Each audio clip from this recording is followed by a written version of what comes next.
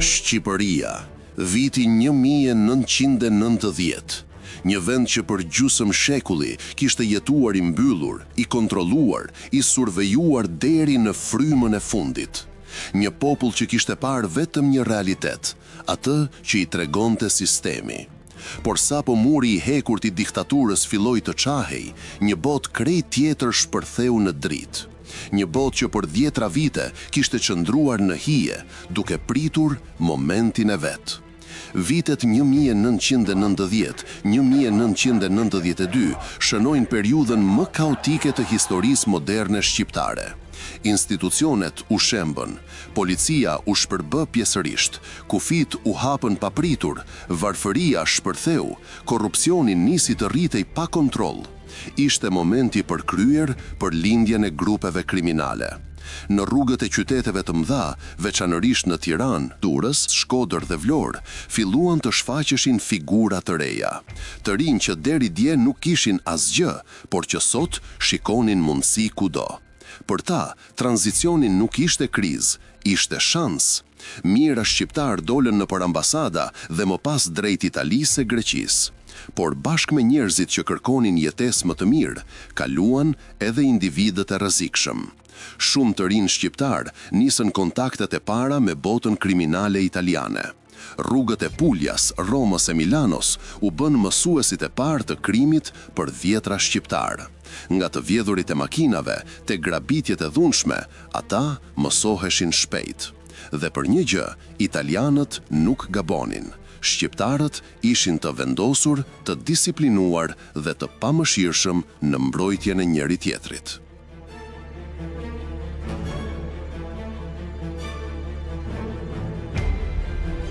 Pas rënies së regjimit, depot e ushtrisë nuk ishin më të mbrojtura si dikur. Armë nga më të ndryshmet dolën në treg. Disa individ filluan t'i blejnë, t'i shesin, t'i dërgonin jashtë. Ky ishte kapitali fillestar i grupeve së ardhshme shqiptare. Në çdo vend të botës, krimi organizuar nis nga një fuqi thelbësore, fuqia e zjarrit. Shqiptarët e morën këtë fuqi në vitet kur shteti ishte i paqen. Shumë të rinj që bën burg në Itali u kthye në Shqipëri me njohje të rëndësishme. Shqipëria u bë terren i përsosur për të ngritur grupet e para të strukturuara. Njerëzit që dikur nuk njihnin as kufirin e lagjes, tani kishin parë burgje, rrjete kriminale dhe mënyrat si funksionon paraja e madhe.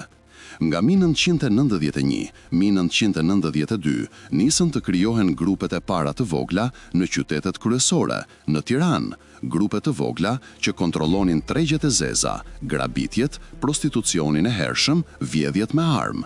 Në Vlorë, pika kryesore kontrabandës së naftës, cigareve, mallrave të palishme. Në Shkodër, armë, kontraband kufiri, rrugë kalimi drejt Malit të Zi e më pas Europës. Në Durrës, porti, pika më strategjike për lëvizjet e mallrave. Nuk ishin ende organizata, por ishin protogrupe që do të rriteshin me shpejtësi. Mosbesim ndaj shtetit pa punësi ekstreme, kultura e hakmarrjes në disa zona, ëndra për pasurim të shpejt, humbja e kontrollit institucional, mungesa e policisë funksionale. Këto u bën formula perfekte për ngritjen e organizatave kriminale. Shqipëria po transformohej, por brenda këtij transformimi kishte një errësirë që po rritej çdo ditë, duke formuar brezin e parë të grupeve që më vonë do të dominonin Europën.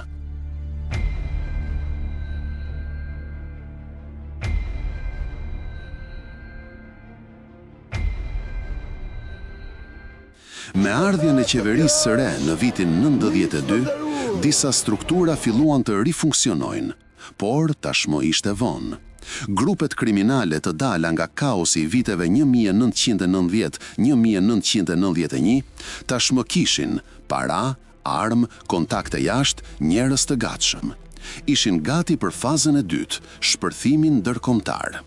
Dhe kështu, në heshtje, në hije, lindi ajo që sot njihet si mafia shqiptare. Jo nga tradita, jo nga shekujt, por nga kaosi i një vendi që po rilindej. Pas vitit 1993, Shqipëria nuk ishte më ajo e kaosit të menjëhershëm. Por, brënda qetësisë së brisht, krimi po rritej në mënyrë të padukshme. Në qytete, fshatra, porte dhe rrugë malore, po lindnin lidhjet e para të vërteta të botës kriminale shqiptare. Lidhje që shumë shpejt do të bëheshin të pathyeshme. Me hapjen e tregut dhe mungesën e kontrollit të doganave, nisi kontrabanda masive e naftës, cigareve, mallrave të luksit, makinave të vjedhura, pajisjeve elektronike. Në Vlorë, Durrës dhe disa pika të kufirit verior, u krijuan korridore të fuqishme fitimi. Në këtë periudhë, shumë grupe shqiptare u pasuruan jo nga droga, por nga kontrabanda. Ishte paraja e lehtë, e shpejtë dhe pa shumë rrezik. Gjatë këtyre viteve, dhjetra shqiptar të ardhur në Itali krijuan lidhje të forta me krimin italian. Shqiptarët nuk ishin ende partner të barabartë, por fillonin të fitonin reputacion për disiplinë, guxim, organizim, besë mes njëri tjetrit, mos tradhti. Italianët e kuptuan shpejt, po linte një brez kriminalësh të linj, të uritur, të pamëshirshëm dhe të bindur. Këto vite ishin themeli i fillimit të trafikut të drogës.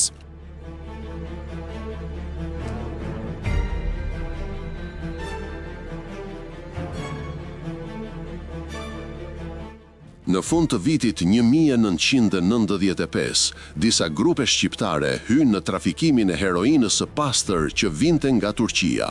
Rruga ishte e rëndësishme, kalimi përmes Maqedonisë së asaj kohe, transport drejt Shqipërisë, anijet e vogla drejt Italisë gjatë natës dhe shpërndarja përmes italianëve. Shqiptarët u bën transportuesit më të besueshëm, sepse rrezikonin pa hezitim, dinin terrenin, kishin lidhje familjare të forta, punonin në grupe të vogla, të vështira për t'u infiltruar.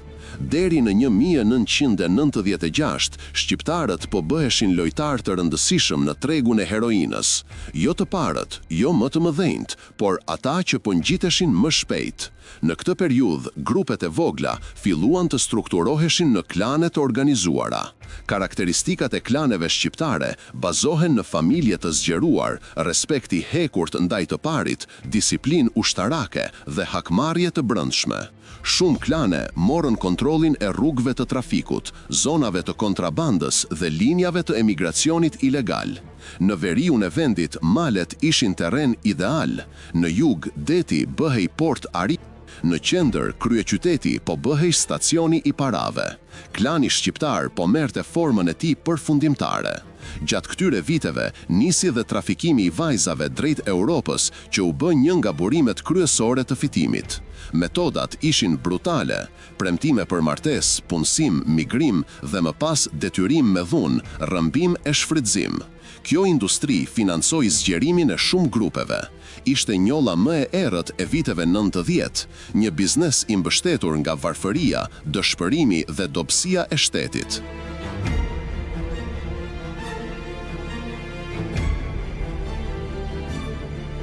Deri në vitin 1996, kokaina nuk ishte një treg i madh për shqiptarët, por lidhjet me italianët dhe disa kontakte të reja në Amerikën Latine filluan të shfaqeshin. Disa grupe të vogla shqiptare nisën të transportojnë sasi të vogla të mbajnë depo të sigurta dhe të përzihen me shpërndarjen e italianëve. Shteti dukej sikur po konsolidohej, por brenda tij rritej një grop e zezë, skemat piramidale, zhgënjimi i popullit, armiqësi mes fraksioneve, korrupsion në rritje, tensione sociale dhe varfëri ekstreme. Krimi i organizuar e nuhati që diçka e madhe po vinte. Në fillim të vitit 1997, Shqipëria u zhyt në kaos total pas rënies së skemave piramidale. Depot e armëve u plaçkitën, shteti u shkatrua, policia u shpërbë, u krijuan komitetet e shpëtimit, qytetet mbetën pa kontroll, bandat morën rrugët. Shqipëria u kthye në një terren të egër, ku krimi organizuar lindi fuqishëm. Në këtë vit, grupet shqiptare nuk ishin më të vogla, nuk ishin më të friksuara, ishin të armatosura, të pasura dhe të lira të vepronin. Pas plaçkitjes së depove, qindra mijëra armë dolën në duart e popullit, shumë prej tyre u shitën në Europë dhe në shtetet fqinje. Ky trafik u bë burim fitimi që i fuqizoi shumë klane. Kur një vend përmbytet me armë, krimi nuk rritet me hapa, por shpërthen si një vulkan. Viti 1997 shënoi edhe kulmin e emigracionit ilegal, por mes qindra njerëzve të dëshpëruar, u larguan edhe trafikante njerëz të kërkuar nga drejtësia. Në portet e Brindisit dhe Barit, çdo natë ndodhte një betejë e heshtur, anije të vogla, të mbushura me njerëz dhe banda të armatosura shqiptare që fitonin terren. Shqiptarët filluan të merrnin kontroll mbi korridoret e emigracionit të paligjshëm dhe ky ishte hapi i parë drejt dominimit të trafikut.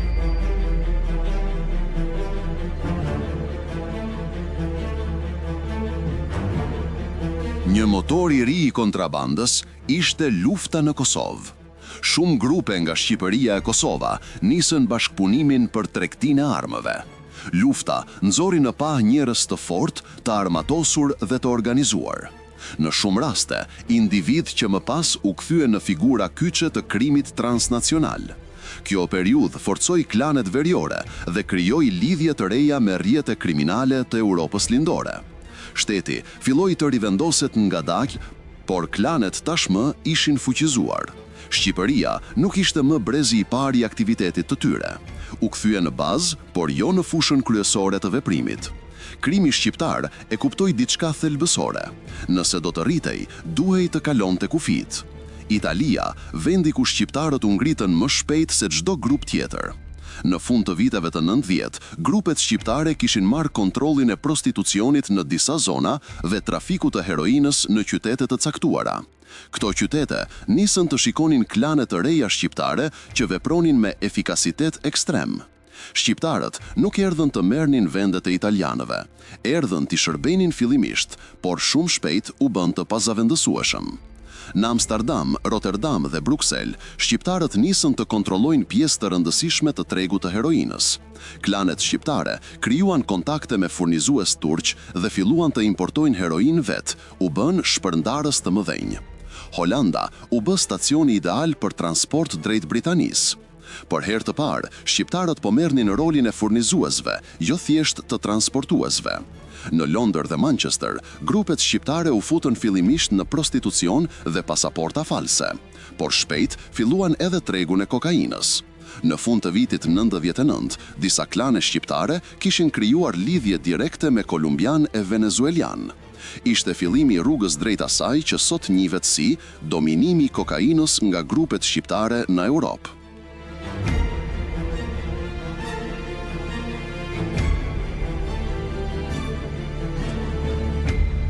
Në vitin 2000, shqiptarët ishin kthyer në faktor kryesor në heroin dhe lojtar të rëndësishëm në kokain. Ishin në rrjet me tentakulla në Gjermani, Zvicër, Francë, Britani. Në vetëm 3 vite, shqiptarët u bën të frikshëm jo për numrin e madh, por për efikasitetin dhe mënyrën e tyre të operimit. Kjo periudhë mbyll fazën e dytë të ngritjes së mafjes shqiptare, kalimin nga krimi lokal në krimin transnacional. Pas viteve 1997-1998, grupet shqiptare filluan të ndikojnë shumë më tepër jashtë vendit se sa brenda. Ata që dikur kishin vepruar në zona lokale në Tiranë, Durrës, Vlorë, Shkodër apo Elbasan, tani po krijonin deg të mirë fillta në Europë. Ishte një periudhë kur emigracioni masiv, mungesa e kontrollit të kufive dhe lidhjet familjare krijuan terrenin e përsosur për zgjerim. Italia dhe Greqia ishin pikat e para ku shqiptarët ndërtuan struktura të organizuara kriminale. Arsyeja ishte e thjeshtë, afërsia gjeografike dhe flukset e mëdha migratore. Në shumë zonat e Italisë së Veriut, shqiptarët nisën të kontrollonin rrugët e prostitucionit dhe rrjetet e trafikut të heroinës nga Turqia. Grupi i parë u quajt ushtarët e Italisë, individ të rritur në vitet e krizës, të mësuar me dhunë, të cilët punonin me skem të qartë hierarkie. Kryetari, zakonisht njeri me autoritet familjar, koordinatori, i cili mbante lidhjet me furnizuesit, ekzekutorët, të rinj që kryenin dhunën, kërcënimet dhe mblidhnin borxhet. Në Zvicër, veçanërisht në kantonet e Zürichut, Bazelit dhe Staj-Gallen, celulatat shqiptare filluan të njihen për një tipar kryesor, shpejtësinë në ekzekutim të çdo konflikti. Nëse dikush thyente rregullin, përgjigja vinte brenda orëve. Kjo ndikoi të krijohej miti i grupeve shqiptare që nuk falin.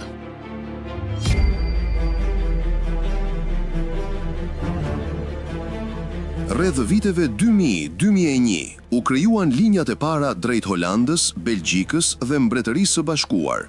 Aty ku dikur dominonin marokenët, nigerianët apo turqit, shqiptarët hynë me një strategji ndryshe. Marrin fillimisht territor të vogël, vetëm një lagje ose disa pika shpërndarjeje. I mbrojnë ato me forcë të jashtëzakonshme, krijojnë frikë të rivalët, ofrojnë çmime më të ulta dhe ruajnë cilësinë e lëndës. Shpërndajnë punën te njerëzit e tyre, duke futur të njohur nga fshati, lagja ose fisi. Kjo krijoi një model biznesi që funksionoi shumë mirë. Në Rotterdam dhe Amsterdam, shqiptarët nisën të kontrollonin rrugë të tëra të kokainës së nivelit të mesëm. Edhe pse furnizimi kryesor vinte nga kartelet kolumbian dhe dominonte nga surinamezët, shqiptarët u futën si menaxher të territorit, shumë efikas dhe të pamëshirshëm. Në Britani, grupet e para shqiptare u shfaqën në Londër dhe Manchester rreth vitit 2001. Ata nisën aktivitetin me legalizimin e punës dhe hapjen e bizneseve të vogla, por në prapasken krijuan rrjete të prostitucionit dhe shpërndarje droge. Një element i rëndësishëm i rritjes së grupeve shqiptare ishin burgjet evropiane, ku shumë figura u formsuan si lider. Në periudhën 1998-2002, burgjet në Itali, Zvicër dhe Gjermani u bën vendi ku krijoheshin aleanca të reja. Kjo periudhë mund të quhet faza e konsolidimit. Shqiptarët në këtë kohë nuk ishin më banda lokale. Ata po shndërroheshin në grupe ndërkombëtare me lidhje të qëndrueshme dhe plana fatgjatë.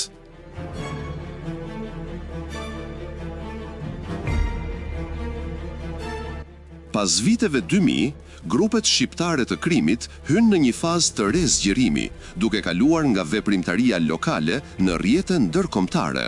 Fillimisht, të lidhur me heroinën përmes turqve dhe kurdve, ata nisën të krijonin kontaktet e para direkte me kartelet e Amerikës Latine, gjë që u dha qasje në kokainë me çmime më të ulta dhe pa ndërmjetës. Ky hap i ri i shndëroi shqiptarët gradualisht në lojtar të rëndësishëm të trafikut global të drogës. Ndërkohë, prodhimi masiv i kanabisit në Shqipëri u bë një aset kryesor që përdorej si monedhë shkëmbimi për kokainën e Amerikës së Jugut. Grupi që dikur ishte i fragmentuar, tani funksiononte si një rrjet i shpërndar me lidhje familjare dhe bes, duke u bërë i vështirë për t'u shkatruar. Në Britaninë e Madhe, midis 2008-2012, shqiptarët morën kontrollin e tregut të kokainës në qytetet kryesore, fal produktit më të pastër dhe gatishmërisë për dhunë të menjëhershme. Në Itali, ata nisën të shkëputeshin gradualisht nga varësia ndaj mafjeve tradicionale dhe krijuan struktura më të pavarura. Nga 2012 deri sot, këto grupe u kthyen në superstrukturë globale, duke investuar në pasuri të patundshme, transport, ndërtim dhe më vonë edhe në kriptovaluta.